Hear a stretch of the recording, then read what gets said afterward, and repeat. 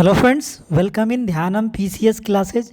आज यह हमारा वीडियो वीकली करंट अफेयर्स का रहेगा, जिसमें हम लोग वीक के महत्वपूर्ण करंट अफेयर्स को देखेंगे। राष्ट्रीय अंतर्राष्ट्रीय घटनाक्रम के जो महत्वपूर्ण करंट अफेयर्स है उसे हम लोग इस वीडियो में कंप्लीट करेंगे। और यह आप देखेंगे वीडियो, उसमें सेलेक्टिव क्वेश्चन ही आपको मिलेगा, जो कि एग्ज़ाम पॉइंट व्यू से देखा जाए तो महत्वपूर्ण है। तो आप लोग ज़रूर इस वीडियो को पूरा देखें। और यदि आपने अभी तक हमारे चैनल को सब्सक्राइब नहीं किया है तो ज़रूर सब्सक्राइब कर लें, बेल आइकन को दबा लें, जिससे क्या होगा, आपको सभी समय समय पे सभी इन्फॉर्मेशन आसानी से प्राप्त हो जाए। ठीक है फ्रेंड्स, और अपने दोस्तों के साथ ज़रूर शेयर करना ना भूलें। तो हम लोग शुरू करते हैं, जिसमें कि हम लोग आज हमारा पीछे का एक वीक का करंट अफेयर्स पेंडिंग रह गया है, जिसमें हम लोग कंप्लीट करने वाले हैं।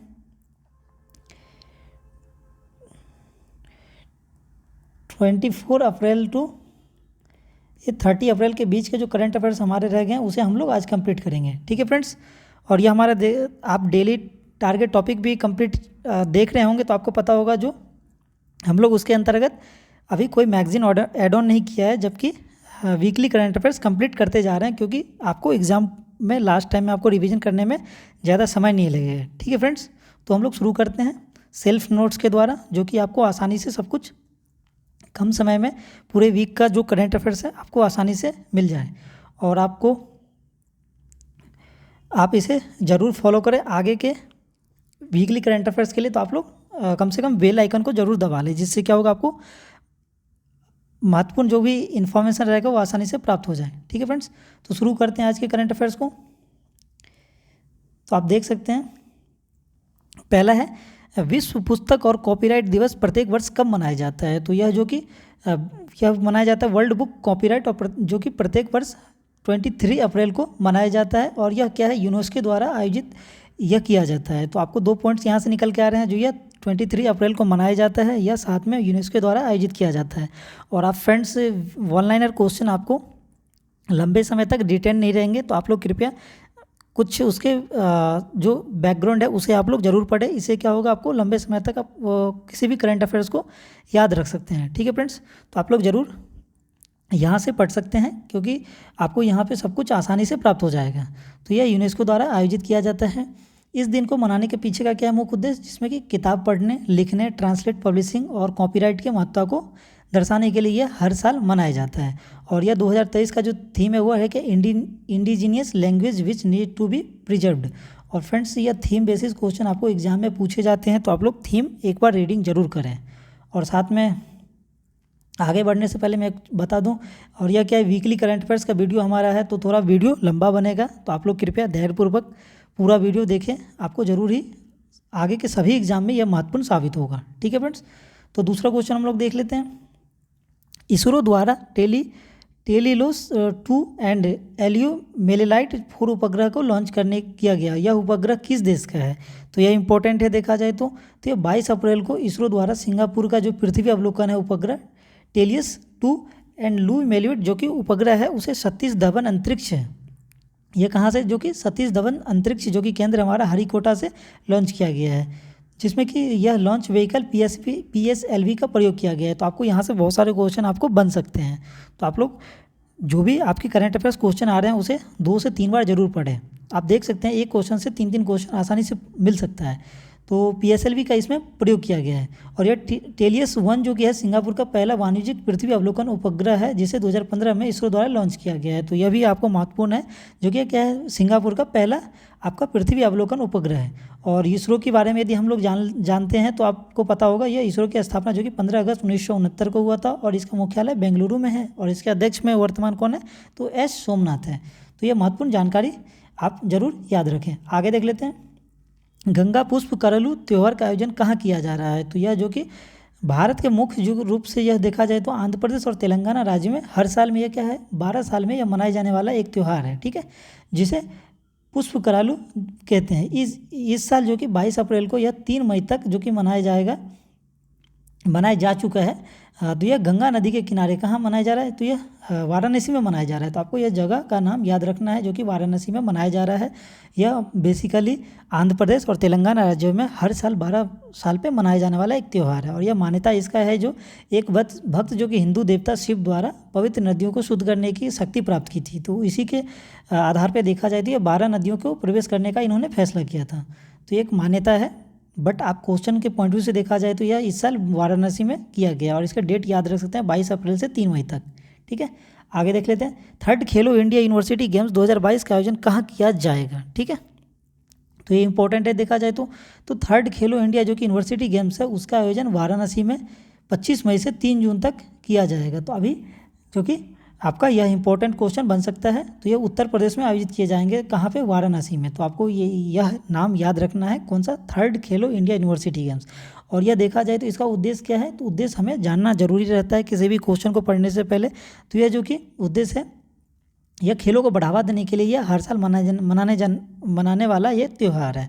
और यह प्रथम खेलो जो कि यह यूनिवर्सिटी गेम्स का आयोजन 2020 में कहाँ हुआ था, कर्नाटक में हुआ था। और दूसरा जो कि यह कर्नाटक में आयोजित किया गया। और यह थर्ड यह खेलो इंडिया यूनिवर्सिटी गेम्स है, तो आप लोग इसके 2 पॉइंट्स याद रख सकते हैं।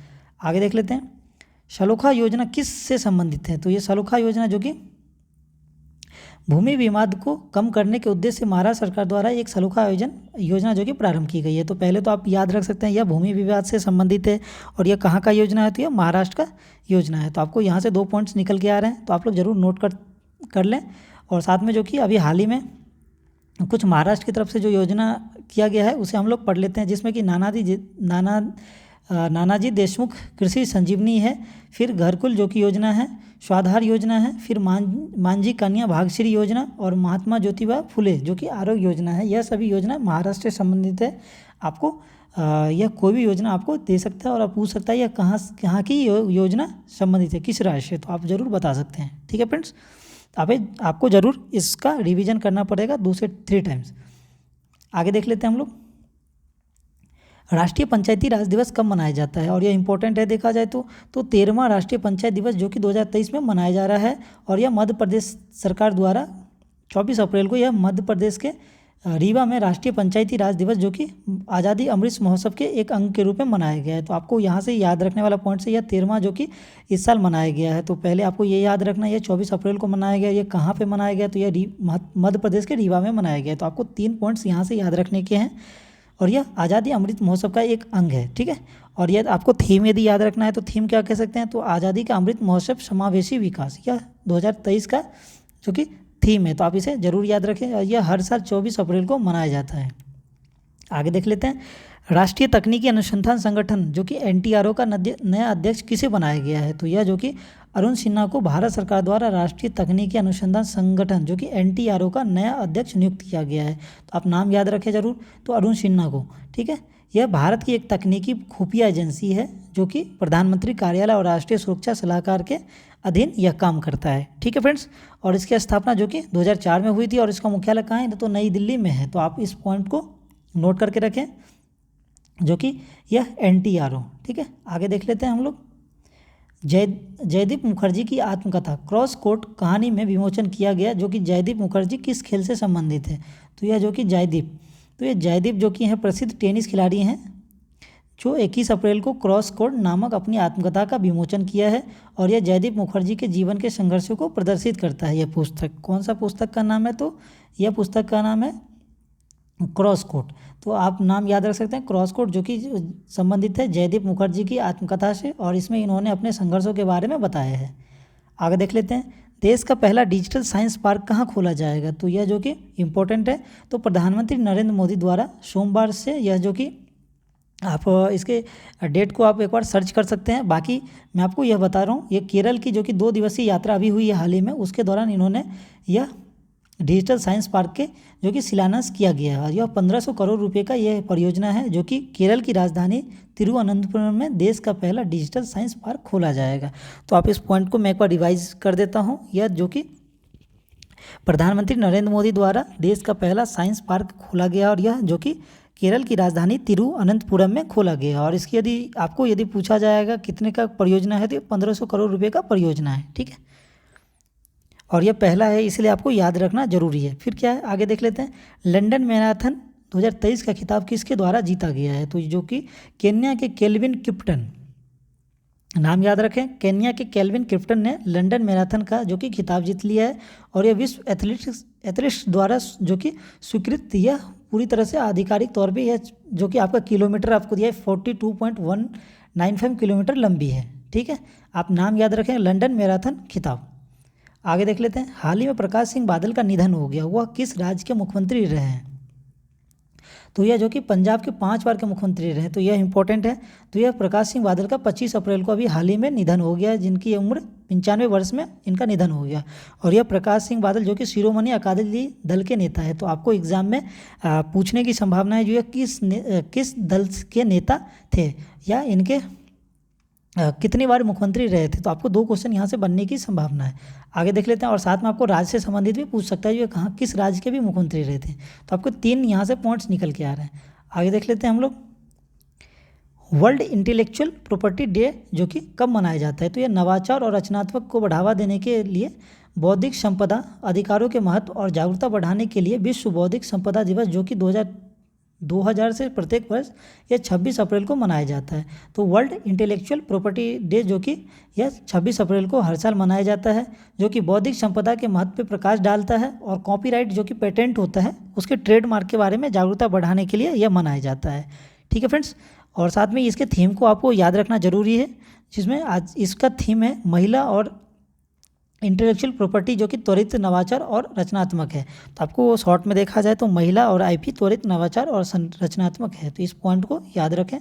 आगे देख लेते हैं हम लोग। वीडियो ज़्यादा लंबा ना बने इसलिए मैं जल्दी भी आपको वीडियो कंप्लीट कर रहा हूँ। यदि आपको थोड़ा प्रॉब्लम हो रहा हो तो आप ज़रूर इसके वीडियो डिस्क्रिप्शन में जाके वहाँ पे आपको सेटिंग में वीडियो के जो कि स्पीड रहते हैं उसमें ऑप्शन देता है, तो आप लोग ज़रूर वहाँ से कम करके देख सकते हैं, या आपको लगे तो आप बढ़ा के भी देख सकते हैं, टाइम मैनेजमेंट अपने हिसाब से। आगे देख लेते हैं हम लोग। सिपरी रिपोर्ट जो कि 2022 के अनुसार सैन्य खर्च के मामले में भारत का कौन सा स्थान रहा है विश्व में? तो ये जो कि सिपरी जो कि एक तरह से देखा जाए तो Stockholm International Peace Research Institute जो कि सिपरी की वैश्विक सैन्य खर्च रिपोर्ट यह जारी करता है। इस मामले में भारत जो कि है 4थे स्थान पे है। तो आपको याद रखना है जो कि यह विश्व में 4थे स्थान पे है। तो आपको जानना जरूरी है जो फर्स्ट स्थान पे कौन कौन है। तो आपको जो कि विश्व में अमेरिका सबसे ज़्यादा खर्च करता है, इसके आगे चीन, रूस, फिर आगे भारत का नंबर आता है। तो आपको टॉप 3 में अमेरिका, चीन, रूस, अगले में यह भारत के नंबर आते हैं। इस साल देखा जाए तो 6% की वृद्धि हुई है भारत में। आगे देख लेते हैं। ऑस्ट्रेलिया का सर्वोच्च नागरिक सम्मान ऑर्डर ऑफ ऑस्ट्रेलिया किसे सम्मानित किया गया है? तो यह जो कि ऑस्ट्रेलिया का जो कि सर्वोच्च नागरिक सम्मान है ऑर्डर ऑफ ऑस्ट्रेलिया, वो भारत के जो कि प्रतिष्ठित उद्योगपति हैं रतन टाटा जी, उनको सम्मानित किया गया है। तो आप जरूर याद रखें, यह रतन टाटा जी से संबंधित है। यह एक विशेष रूप से व्यापार, निवेश और परोपकार के संबंध में भारत और ऑस्ट्रेलिया के बीच जो कि द्विपक्षीय संबंधों को मजबूत करने के उद्देश्य से यह प्रदान किया गया है। और यह देखा जाए तो यह ऑस्ट्रेलिया का नागरिक सम्मान है, तो आपको ज़रूर याद रखना पड़ेगा। साथ में भारत सरकार द्वारा इन्हें 2000 में पद्म भूषण और 2008 में पद्म विभूषण दिया गया है। तो आपको यह भी डेट पूछने की संभावना है, बट आपको स्टैटिक के पोर्शन में यह दिया जाएगा आपको। आगे देख लेते हैं। वाइब्रेंट विलेज प्रोग्राम कहाँ चलाया जा रहा है? तो वाइब्रेंट विलेज अभी हाल ही में चर्चाओं में रहा है, जिसमें वाइब्रेंट विलेज जो कि प्रोग्राम की घोषणा जो कि बजट भाषण में 2022 में की गई थी। और इसका उद्देश्य जो कि चीन और भारत की सीमा पर स्थित जो कि शहर है, जिसमें उत्तराखंड, हिमाचल प्रदेश और अरुणाचल प्रदेश गाँव में बुनियादी ढांचे में सुधार करना और आवासीय और पर्यटन केंद्रों में निर्माण करना, तो इससे यह संबंधित है। और वाइब्रेंट विलेज प्रोग्राम को जो कि पीएम गति शक्ति मेगा परियोजना के साथ एकीकृत किया जाएगा, मतलब एक साथ मिलाया जाएगा। तो आपको यह भी जानना जरूरी है। वाइब्रेंट विलेज प्रोग्राम कहाँ चलाया जा रहा है? तो आपको यहाँ से डायरेक्टली आप जा सकते हैं, जो भारत की सीमा पे जो सटे राज्य हैं जो कि दूसरे देश के साथ अपनी सीमा साझा करते हैं, जिसमें कि यह चीन से संबंधित है। तो इसमें उत्तराखंड, हिमाचल प्रदेश और अरुणाचल प्रदेश, आप 3 नाम याद रख सकते हैं। इसमें जो कि उनके गाँव हैं उसमें बुनियादी ढांचे में सुधार करना और आवासीय और पर्यटन केंद्रों में निर्माण करना। ठीक है फ्रेंड्स, आगे देख लेते हैं।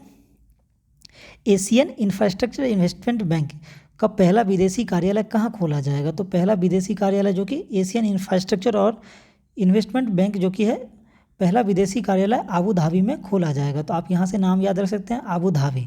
फिर इसका क्या, यह एक प्रकार से क्या बहुपक्षीय विकास बैंक है, जिसे मल्टीलेटरल डेवलपमेंट बैंक कहा जाता है। और ये इसकी स्थापना जो कि 2016 में हुई थी, और इसका मुख्यालय जो कि बीजिंग चीन में है। और इसमें वर्तमान में सदस्य कितने हैं, तो 105, और इनके अध्यक्ष जिन लुकिन हैं। तो ये सभी पॉइंट्स आपको ज़रूर याद रखना है। और इसका मिशन क्या है, तो आपको मिशन आपको जानना जरूरी है। इसका मिशन जो कि बुनियादी ढांचे को अन्य उत्पादक क्षेत्रों में निवेश करके एशिया में जो कि अस्थायी विकास बढ़ावा देना और संपत्ति जो कि बनाना है, ठीक है फ्रेंड्स। और इसके साथ साथ जो कि कनेक्टिविटी में सुधार करना। तो ये सभी महत्वपूर्ण पॉइंट्स आपको याद रखना चाहिए। आगे देख लेते हैं। प्रसिद्ध अर्थशास्त्री और पूर्व सांसद जो कि त्रिलोचन कानूनगो का संबंध किस राज्य से संबंधित है, तो यह देखा जाए तो जो कि यह जगत सिंहपुर जो कि उड़ीसा के पूर्व सांसद अर्थनीति के जानकार त्रिलोचन कानूनगो का जो कि निधन हो गया है। तो यह निधन में आपको यह इम्पोर्टेंट है, जिनका संबंध यह कहाँ से है, तो यह उड़ीसा के पूर्व सांसद के तौर पे। आगे देख लेते हैं। फसल बीमा योजना कार्यान्वयन के लिए किस राज्य को राष्ट्रीय पुरस्कार प्रदान किया गया है, तो यह इंपॉर्टेंट है। तो राष्ट्रीय फसल बीमा योजना जो कि कार्यान्वयन के लिए कर्नाटक को राष्ट्रीय पुरस्कार प्रदान किया गया है। तो यह आपको महत्वपूर्ण पॉइंट्स हैं। तो कर्नाटक आप याद रख सकते हैं। कर्नाटक में प्रधानमंत्री फसल बीमा योजना को लागू करने के लिए राज्य द्वारा एक राज्य डिजाइन विकसित पोर्टल संरक्षण का उपयोग किया जाएगा। और यह देखा जाए तो इसके प्रारंभ 2016 में किया गया था। और फसल बीमा योजना जो कि किसानों को प्राकृतिक आपदाओं या कीटों से जो कि फसल के नुकसान होते हैं उसके हानि के तौर पे पूरा मुआवजा प्रोवाइड किया जाता है, ठीक है फ्रेंड्स। तो फसल बीमा योजना आप याद रख सकते हैं, जिसमें कर्नाटक को राष्ट्रीय पुरस्कार प्रदान किया गया है। आगे देख लेते हैं। संतो केबा मान्यतावादी पुरस्कार किसे प्रदान किया गया है, तो यह जो कि विशिष्ट इंजीनियर, नवाचारी शिक्षाविद और स्थानीय विकास सुधारक, नाम याद रख सकते हैं, सोनम वांगचुक को प्रतिष्ठित संतो कोबा मानवीय पुरस्कार से सम्मानित किया गया है। और इस पुरस्कार की जो कि शुरुआत श्री रामकृष्णन एक्सपोर्ट्स डायमंड क्राफ्टिंग्स और जो कि इसके जो कि बाजार के श्री रामकृष्ण नॉलेज जो कि फाउंडेशन द्वारा किया गया था। तो आप डायरेक्ट नाम याद रख सकते हैं, क्योंकि आपके इससे ज़्यादा क्वेश्चन 2 से 3 पॉइंट्स आपको याद रखना है। ये जो कि सोनम वांगचुक को दिया गया है, और यह जो कि विशिष्ट इंजीनियर हैं, नवाचारी शिक्षाविद और स्थानीय विकास सुधारक हैं, ठीक है फ्रेंड्स। आगे देख लेते हैं। World bank logistic performance index 2023 में भारत में कौन सा स्थान प्राप्त किया है, तो यह देखा जाए तो आपको रैंकिंग वाला क्वेश्चन एग्जाम में पूछे जाते हैं, तो आप लोग ज़रूर नोट करके रखें।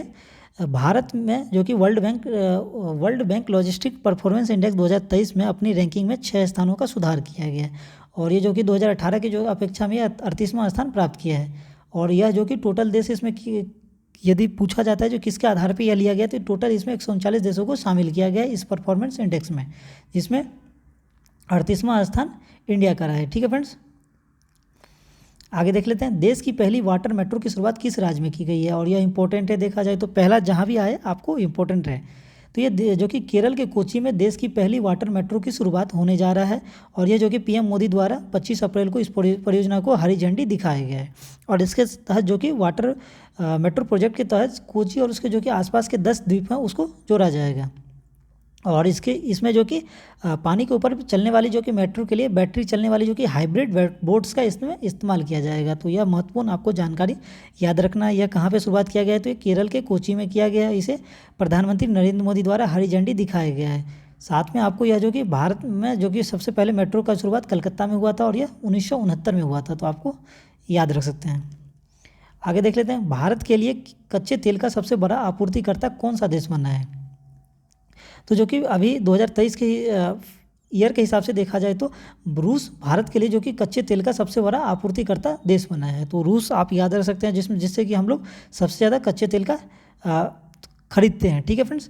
साथ में जो कि प्रमुख कच्चा तेल जो कि आपूर्तिकर्ता देश है उसमें सबसे पहले रूस आता है, फिर उसका सऊदी अरबिया और इसके आगे इराक आता है। तो आपको 3 नाम याद रखने हैं। और भारत जो कि तीसरा सबसे बड़ा उपभोक्ता और आयातक देश है। उपभोक्ता मतलब जो कि हम लोग सबसे ज़्यादा यूज करने वाले हैं, जिसमें भारत तीसरे स्थान पर आता है। आगे देख लेते हैं। National technology centre for ports waterways and coastal बोस कहाँ स्थापित किया जाएगा, तो यह जो कि केंद्रीय पोत परिवहन और जलमार्ग जो कि आयुष मंत्री है कौन सा, सर्बानंद सोनोवाल द्वारा 24 अप्रैल 2023 को चेन्नई में National technology centre for Ports Waterways and Coast का उद्घाटन किया गया। तो यह जो कि किसके द्वारा, तो आप याद रख सकते हैं जलमार्ग परिवहन मंत्री सर्बानंद सोनोवाल द्वारा ये 24 अप्रैल को चेन्नई में इसका उद्घाटन किया गया। और यह जो कि सागरमाला परियोजना का जो कि भारत के बंदरगाहों के आधुनिकीकरण के लिए भारत सरकार की रणनीतिक पहल है। तो आपको याद रखना चाहिए इस चीज़ को, जो सागरमाला परियोजना के तहत यह काम कर रहा है। आगे देख लेते हैं, जल शक्ति मंत्रालय की जल स्रोतों की गणना की रिपोर्ट, किस राज्य में सर्वाधिक जल स्रोत हैं। तो यह इम्पोर्टेंट है, आप इसे वीवी देखा जाए तो आप इसे नोट करके रख सकते हैं। तो यह जल शक्ति मंत्रालय की जल स्रोतों की गणना के अनुसार पश्चिम बंगाल जो कि इसमें सर्वाधिक जल स्रोत हैं, कहाँ पे है, तो ये पश्चिम बंगाल जो कि सबसे ज़्यादा जल स्रोत इनके पास है। और सबसे कम में देखा जाए तो सिक्किम में सबसे कम जल स्रोत है। ठीक है फ्रेंड्स, और जल स्रोतों की संख्या के मामले में देखा जाए तो 5 राज्य जो कि जहाँ से कुल 63% पानी आता है। तो आप देख सकते हैं स्रोत है जो कि पश्चिम बंगाल सबसे टॉप पे, उसके आगे उत्तर प्रदेश, आंध्र प्रदेश, उड़ीसा और असम। आप नाम इसे याद रख सकते हैं इसी क्रम में, जो कि टॉप पे है। आगे देख लेते हैं हम लोग, राष्ट्रीय सुरक्षा परिषद का सैन्य सलाहकार किसे नियुक्त किया गया है। तो यह आपको याद रखना चाहिए क्योंकि यह आपको टेक्नोलॉजी और यह नियुक्ति से संबंधित है। तो ये जनरल अनिल चौहान के स्थान पे वायुसेना के पूर्व वाइस चीफ मार्शल कौन है, संदीप सिंह को राष्ट्रीय सुरक्षा परिषद का सैन्य सलाहकार नियुक्त किया गया है। तो आपको नाम याद रखना है, संदीप सिंह को, एयर मार्शल संदीप सिंह को राष्ट्रीय सुरक्षा परिषद का सैन्य सलाहकार नियुक्त किया गया है। और राष्ट्रीय सुरक्षा परिषद जो कि क्या है, एक कार्यकारी सरकारी एजेंसी है जिससे राष्ट्रीय सुरक्षा और रणनीतिक मामले में प्रधानमंत्री कार्यालय को सलाह देने का काम सौंपा जाता है। ठीक है, और इसकी स्थापना देखा जाए तो इसकी स्थापना जो कि भारत के पूर्व प्रधानमंत्री अटल बिहारी वाजपेयी द्वारा स्टार्ट किया गया था। और वर्तमान में राष्ट्रीय सुरक्षा सलाहकार जो कि अजित डोभाल है। ठीक है फ्रेंड्स, आगे देख लेते हैं, द हेरिटेज फाउंडेशन के द्वारा जारी की गई 29th आर्थिक सर्वेक्षण सूचकांक में भारत का कौन सा स्थान प्राप्त हुआ है। तो यह जो कि अमेरिका शोध संस्थान जो कि हेरिटेज फाउंडेशन के द्वारा जारी की गई 29 नंबर की जो कि आर्थिक स्वतंत्रता सूचकांक है, उसमें भारत का 131वां स्थान प्राप्त हुआ है। तो आप इसे याद रख सकते हैं, 131वां स्थान प्राप्त हुआ है। आर्थिक स्वतंत्रता सूचकांक जो कि विश्व के विभिन्न देशों में दी गई आर्थिक स्वतंत्रता के तुलनात्मक अध्ययन करता है, यह तुलना करता है। और पहली बार इस इंडेक्स को जो कि 1995 में जारी किया गया था। तो यह भी पॉइंट आप याद रख सकते हैं। और अभी जो कि 29 आर्थिक स्वतंत्रता सूचकांक में 176 देशों को इसमें शामिल किया गया था, जिसमें भारत की रैंकिंग 131वां आया था। और यदि टॉप पे आपसे पूछा जाएगा तो टॉप पे सिंगापुर है, इसके आगे स्विट्जरलैंड, 3rd नंबर पे आयरलैंड आता है। तो आपको सबसे लास्ट यदि पूछा जाएगा तो नॉर्थ कोरिया सबसे लास्ट आता है। तो आपको एक बार इसके रिवाइज हम लोग कर लेते हैं। तो इसमें जो कि भारत का रैंक वो 131वां आता है, टॉप पे सिंगापुर है और सबसे लास्ट नॉर्थ कोरिया का नंबर आता है। आगे देख लेते हैं, नेस्कॉम का अध्यक्ष किसे नियुक्त किया गया है। तो यह नेस्कॉम से संबंधित है। तो यह नेस्कॉम जो कि national association of software and service companies, आप इसके फुल फॉर्म को भी याद रख सकते हैं, जो कि पूर्व अध्यक्ष कृष्णन रामानुजन के स्थान पे 25 अप्रैल को 23-24 के लिए माइक्रोसॉफ्ट इंडिया के जो कि अध्यक्ष है अनंत माहेश्वरी को अध्यक्ष नियुक्त किया गया है। तो आप नाम याद रख सकते हैं, अनंत माहेश्वरी को इसका अध्यक्ष नियुक्त किया गया है। और यह एक प्रकार से गैर लाभकारी औद्योगिक संघ है जो भारत में आईटी उद्योग के लिए सर्वोच्च संस्था है। ठीक है फ्रेंड्स, और इसका जो कि स्थापना 1988 में किया गया था और इसका मुख्यालय नोएडा जो कि उत्तर प्रदेश और नई दिल्ली में है।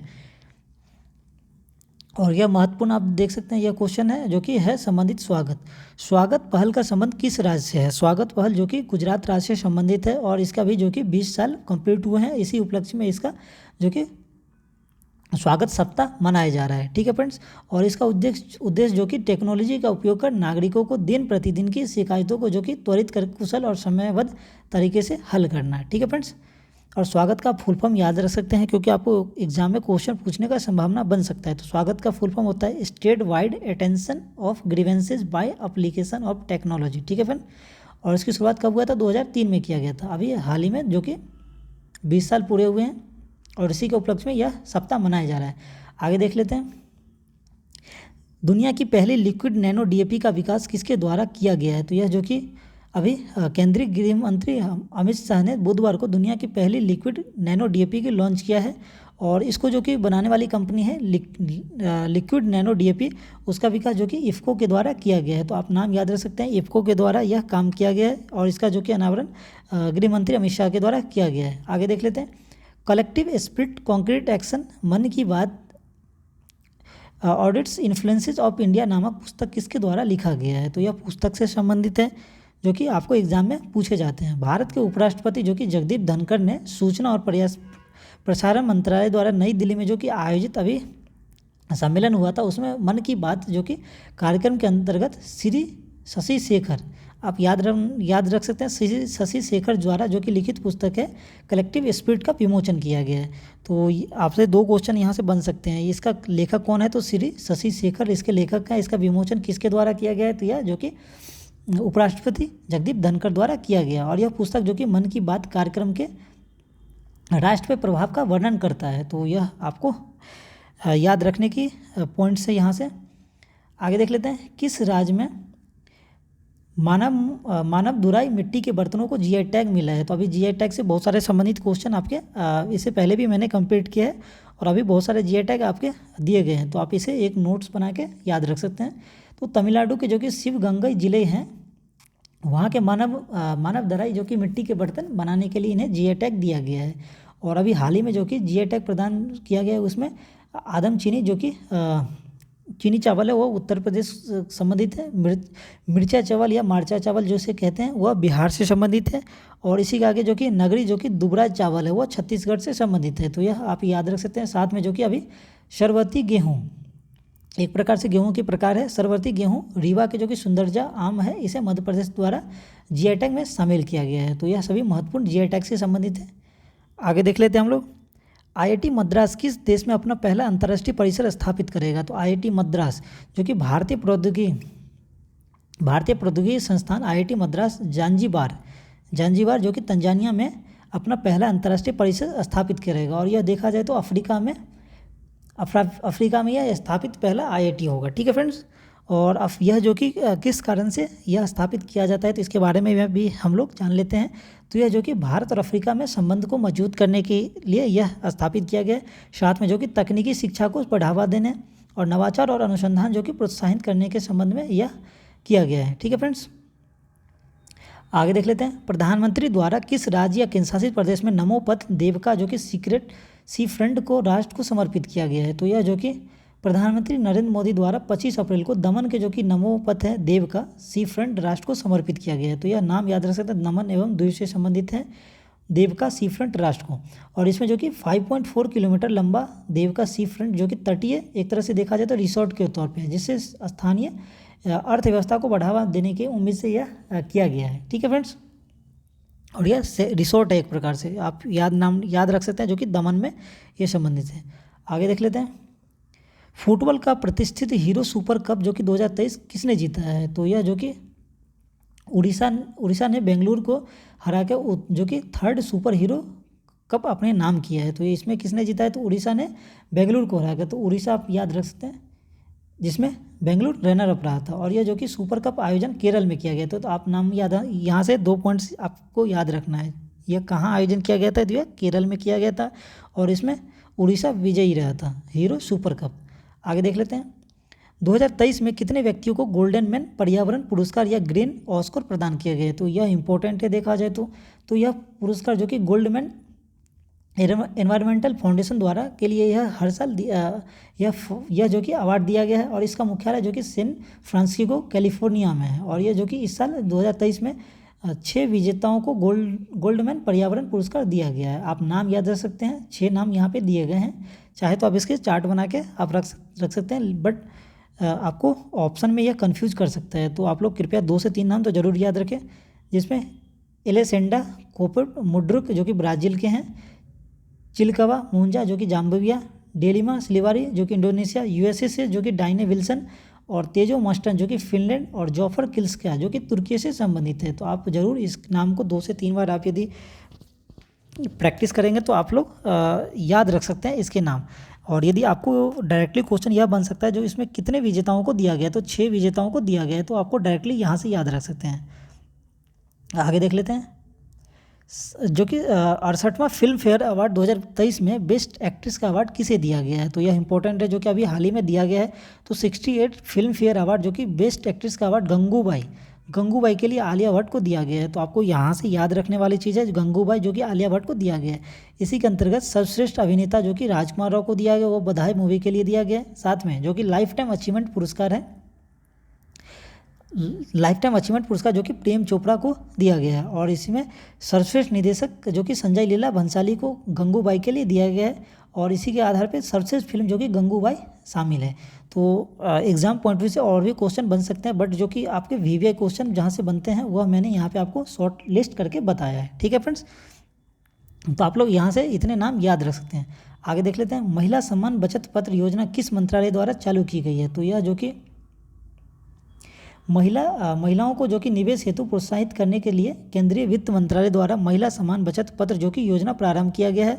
और इस योजना को जो कि सरकार द्वारा महिलाओं के लिए शुरू किया गया है, जिसमें 2 लाख रुपए की जो कि जमा राशि रहेगी, उस पर जो कि 60% ब्याज दर से ब्याज मिलेगा। तो आप देख सकते हैं यह एक तरह से इस योजना का आधार भी एक तरह से है, जो कि महिलाओं को आर्थिक रूप से सशक्तिकरण बनाना है। तो आपको याद रखना है, क्योंकि महिला से संबंधित है और यह क्वेश्चन आपके एग्जाम में पूछे जाने की संभावना रहता है। तो यह जो कि इसका उद्देश्य पूछा जाएगा, तो योजना का जो कि मुख्य उद्देश्य है महिलाओं को आर्थिक रूप से सशक्तिकरण करना, जिसमें 2 लाख रुपये पे इनको 7.5% की ब्याज दर से इन्हें पैसा मिलेगा। आगे देख लेते हैं, प्रतिष्ठित लिप जिंग जो कि बुक पुरस्कार से किसे सम्मानित किया गया है, तो लिप जिंग जो कि रूसी साहित्यकार मारिया स्टेपनोवा को प्रतिष्ठित जो कि लिपजिंग बुक पुरस्कार से सम्मानित किया गया है। तो आप याद रखें, मारिया स्टेपनोवा रूसी साहित्यकार है, मारिया स्टेपनोवा को प्रतिष्ठित लिपजिंग पुरस्कार से सम्मानित किया गया है। यह पुरस्कार उन्हें उनकी कविता जो कि गर्ल्स विदाउट क्लॉथ्स के लिए दिया गया है। किसके लिए दिया गया, तो यह पुरस्कार उन्हें गर्ल्स विदाउट क्लॉथ्स के लिए दिया गया है।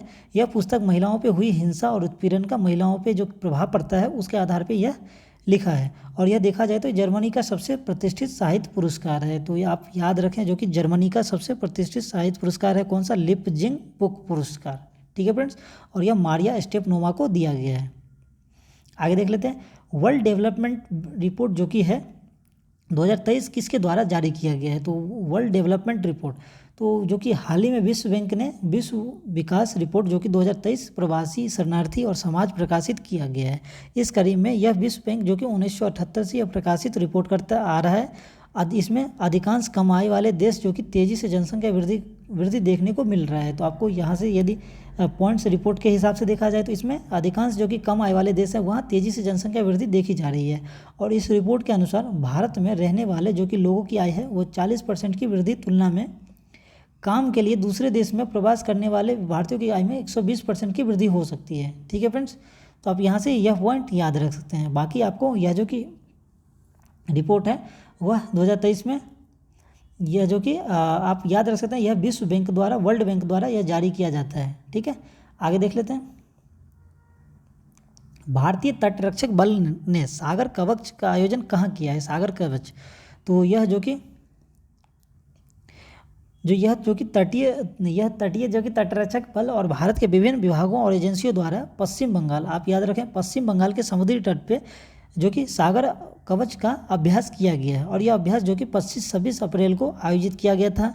और यदि आपको ऑब्जेक्टिव आपसे पूछा जाएगा इसका मोल क्या है, तो यह जो कि वर्तमान भू राजनीतिक परिस्थितियों में जो कि सामुद्रिक खतरों का मूल्यांकन करना और उसके जो कि सुरक्षा के उपाय करना, और इस सुरक्षा अभ्यास को मुख्य उद्देश्य है। तो आपको उद्देश्य याद रखना है। तो यह जो कि वर्तमान में जो कि भू राजनीतिक परिस्थितियाँ हैं उसमें सामुद्रिक खतरों का मूल्यांकन करने के उद्देश्य से यह किया गया है। तो याद रखें क्या नाम है, सागर कवच, जो कि पश्चिम बंगाल में किया गया है। आगे देख लेते हैं, वन अर्थ वन हेल्थ जो कि एडवांटेज हेल्थ केयर इंडिया 2023 का आयोजन कहाँ किया जा रहा है, तो यह जो कि प्रधानमंत्री नरेंद्र मोदी ने 26 अप्रैल को वीडियो कॉन्फ्रेंस के माध्यम से नई दिल्ली के प्रगति मैदान में जो कि 6वां वन अर्थ वन हेल्थ का उद्घाटन किया गया है। तो आप याद रख सकते हैं यहाँ से 2 पॉइंट्स, यह जो कि इस साल का 26 अप्रैल को मनाया गया है और इसका जो कि 6 नंबर का, यह 6ठे नंबर का यह जो कि वन हेल्थ वन अर्थ जो कि उद्घाटन किया गया है और यह प्रधानमंत्री नरेंद्र मोदी द्वारा किया गया है। इस सम्मेलन में दुनिया भर के जो कि स्वास्थ्य मंत्रियों के साथ साथ पश्चिम एशिया जो कि सार्क एशियन और अफ्रीका देशों के प्रतिनिधि ने इसमें भाग लिया था। ठीक है फ्रेंड्स, इसका याद रखिए आप नाम, वन अर्थ वन हेल्थ जो कि एडवांटेज हेल्थ इंडिया है। आगे देख लेते हैं, भारत का पहला गांव जो कि माना गांव किस राज्य में स्थित है और अभी हाल ही में चर्चाओं में रहा था, तो आप लोग जरूर इसे याद रख सकते हैं। तो उत्तराखंड जिला के जो कि चमोली का है, चमोली जिला, उत्तराखंड के चमोली जिला का जो कि माना गांव है भारत का पहला गांव है। इसे हम लोग पहले देखा जाए तो इससे पहले हम इन्हें भारत के आखिरी गांव के रूप में जानते थे, बट अभी जो कि वाइब्रेंट विलेज प्रोग्राम के तहत इसका नाम बदला गया और इसे पहला गांव माना गया है। मतलब जो कि यह भारत का पहला गांव है। कौन सा नाम याद रख सकते हैं? चमोली का माना गांव। ठीक है फ्रेंड्स, और यह सरस्वती नदी के तट पर स्थित है और इस गांव से 24 किलोमीटर के दूरी के बाद चीन की जो कि सीमा प्रारंभ हो जाता है। तो आप लोग याद रख सकते हैं यह चीन से सटा हुआ गाँव है। आगे देख लेते हैं, दुनिया का दूसरा सबसे गहरा ब्लू होल किस महासागर में स्थित है? तो यह जो कि अभी हाल ही में खोजा गया है। हाल ही में दुनिया का सबसे गहरा जो कि ब्लू होल की खोज मैक्सिको में युकाटन प्रायद्वीप, आप याद रखें, युकाटन प्रायद्वीप में स्थित जो कि चेमुमल खाड़ी, चेमुमल खाड़ी कहाँ है? अटलांटिक महासागर में के समीप यह खोजा गया। इसकी गहराई लगभग 900 फीट है। कितना फीट है? तो ये 900 फीट है। तो आप जरूर इसे याद रखें, नोट करके, 900 फीट, जो कि अभी हाल ही में दूसरा गहरा ब्लू होल की खोज की गई है। और इसका यदि पहला आप जो कि वर्ल्ड रिकॉर्ड है वो इसे ब्लू होल का नाम जो कि एक पॉइंट्स में और बता दूं, इस ब्लू होल का जो कि नाम तामजाम, जिसका मतलब होता है गहरा पानी संबंधित है। और यह दुनिया का यदि पूछा जाए जो गहरा ब्लू होल कहाँ है, तो यह जो कि दक्षिण चीन सागर में है, जिसकी जो कि गहराई 980 फीट है। ठीक है फ्रेंड्स, और यह ड्रैगन होल के नाम से जाना जाता है। तो आपको जरूर याद रखना, अभी जो कि खोजा गया वो 900 फीट खोजा गया और जो कि हाईएस्ट है वो 980 फीट है। आगे देख लेते हैं, ई श्रम जो कि पोर्टल है किस मंत्रालय द्वारा जारी किया गया? ई श्रम, तो यह जो कि केंद्रीय श्रम मंत्री और भूपेंद्र यादव द्वारा ई श्रम जो कि पोर्टल लॉन्च किया गया है। ठीक है फ्रेंड्स, यह जो कि केंद्रीय मंत्री हैं भूपेंद्र यादव द्वारा ई श्रम पोर्टल लॉन्च किया गया है। इस पोर्टल के माध्यम से असंगठित जो कि कामगारों का डेटाबेस तैयार किया जाएगा, जिसके कारण कामगारों और विभिन्न जो कि सामाजिक कल्याण जो कि सुरक्षा योजनाओं का लाभ मिल सके। ठीक है फ्रेंड्स, इसमें एक तरह से देखा जाए तो डेटाबेस के लिए यह पोर्टल लॉन्च किया गया है, ई श्रमण, यह केंद्रीय जो कि भूपेंद्र यादव द्वारा यह लॉन्च किया गया। ठीक है फ्रेंड्स, हाल ही में किस मिनी रत्न कंपनी को नवरत्न कंपनी का दर्जा दिया गया है? तो यह अभी हाल ही में चर्चाओं में रहा था और इम्पोर्टेंट है देखा जाए तो भारत सरकार द्वारा राष्ट्रीय रेलवे कंपनी, कौन सा नाम है? तो राष्ट्रीय रेलवे कंपनी विकास निगम को जो कि आरवीएनएल को जो कि मिनी रत्न श्रेणी से हटाकर नवरत्न श्रेणी का दर्जा दिया गया है। तो आप याद रखें कौन सा? रेलवे विकास निगम आरवीएनएल को मिनी रत्न श्रेणी से नवरत्न कंपनी का दर्जा दिया गया है और यह रेल विकास निगम लिमिटेड रेलवे मिनिस्ट्री के अंतर्गत तहत काम करता है और यह 13वीं नवरत्न कंपनी बनी है। तो आपको याद रखना है, आपको नंबर वाइज जो पूछा जा सकता है। तो यह 13वीं जो कि नवरत्न कंपनी बनी है। ठीक है फ्रेंड्स, आगे देख लेते हैं हम लोग, Smoke and Ashes A Writer Journey नामक पुस्तक किसने लिखी है? तो यह पुस्तक से संबंधित एक और एक्स्ट्रा क्वेश्चन आ गया आपके पास, तो आप लोग जरूर इसे भी नोट करके रखें। स्मोक एंड एसेज जो कि राइटर है जर्नी थ्रू ओपिनियन हिडन्स नामक पुस्तक जो कि अमिताभ घोष द्वारा लिखी गई है। तो आपको यदि नाम पूरा याद नहीं रख पा रहे हैं तो आप लोग जरूर इस संबंधित कुछ रखें, जैसे स्मोक एंड एसेज से भी याद रख सकते हैं। यह जो कि अमिताभ घोष द्वारा लिखी गई है। इस पुस्तक में आत्मकथा जो कि यात्रा वृत्तांत और अफीम के आर्थिक और सांस्कृतिक इतिहास के गहन जो कि अध्ययन इसमें किया गया है। और यदि आप अमिताभ घोष को नहीं जानते हैं तो यह जो कि भारत के अंग्रेजी भाषा के साहित्यकार हैं। ठीक है फ्रेंड्स, तो आप लोग जरूर याद रखें स्मोक एंड एसेज जो कि अमिताभ घोष के द्वारा लिखा गया है और इस पुस्तक में आत्मकथा जो कि यात्रा वृत्तांत और अफीम के जो कि आर्थिक और सांस्कृतिक इतिहास के बारे में बताया गया है। ठीक है फ्रेंड्स, एडीबी द्वारा जारी की गई वार्षिक रिपोर्ट 2022 के अनुसार एडीबी जो कि एशियन डेवलपमेंट बैंक से सर्वाधिक कर्ज लेने वाला देश कौन बना है? तो अभी हाल ही चर्चाओं में रहा, तो आप डायरेक्टली याद रख सकते हैं जो कि 2022 रिपोर्ट के अनुसार एडीबी द्वारा सबसे ज़्यादा जो कि पाकिस्तान जो कि ऋण लिया है, जिसमें 5.58 अरब डॉलर इन्होंने उधार लिया है। ठीक है फ्रेंड्स, और साथ में इस पॉइंट को भी याद रखें, इसकी स्थापना 19 दिसंबर को 1966 को हुआ था और इसका मुख्यालय मनीला जो कि फिलीपींस में है। ठीक है, ADB। आगे आगे का क्वेश्चन देख लेते हैं। दलाई लामा को रेमन मैग्सेसे पुरस्कार कब प्रदान किया गया था, जो कि अभी हाल ही में चर्चाओं में रहा था। दलाई लामा को 1959 में रेमन मैग्सेसन पुरस्कार प्रदान किया गया था, और यह जो कि रेमन मैग्सेसन अवार्ड फाउंडेशन के सदस्यों द्वारा दलाई लामा के आवास पर व्यक्तिगत रूप से यह 1959 के रेमन मैग्सेसे पुरस्कार दिया गया है। और उस टाइम पे 1959 में जो कि तिब्बत से जो कि दलाई लामा के निर्वासन के बाद उनके बड़े भाई ने यह पुरस्कार फिलीपींस के मनीला में उनकी ओर से यह पुरस्कार लिया था। ठीक है फ्रेंड्स, तो आप लोग जरूर याद रखें, इनके भाई ने यह पुरस्कार उस टाइम पे लिया था, साथ में जो कि अभी व्यक्तिगत रूप से दिया गया है। भारतीय खिलाड़ी कौर सिंह का निधन हो गया, इनका संबंध किस खेल से है, तो भारतीय खिलाड़ी तो यह जो कि भारतीय मुक्केबाज कौर सिंह का निधन जो कि 74 वर्ष की आयु में इनका निधन हो गया है, और यह पंजाब राज्य से संबंधित है। इन्हें 1982 ईस्वी में अर्जुन पुरस्कार और 1989 में पद्मश्री से सम्मानित किया गया था।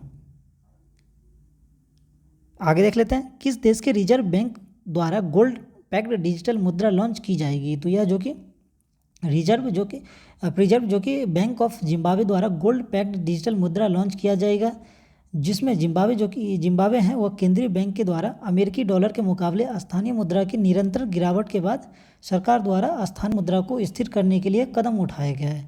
तो आप याद रखें, यह कहाँ की मुद्रा है, तो यह जिम्बाब्वे की सरकार द्वारा यह उठाया गया है। कौन सा, गोल्ड पैक्ड डिजिटल मुद्रा।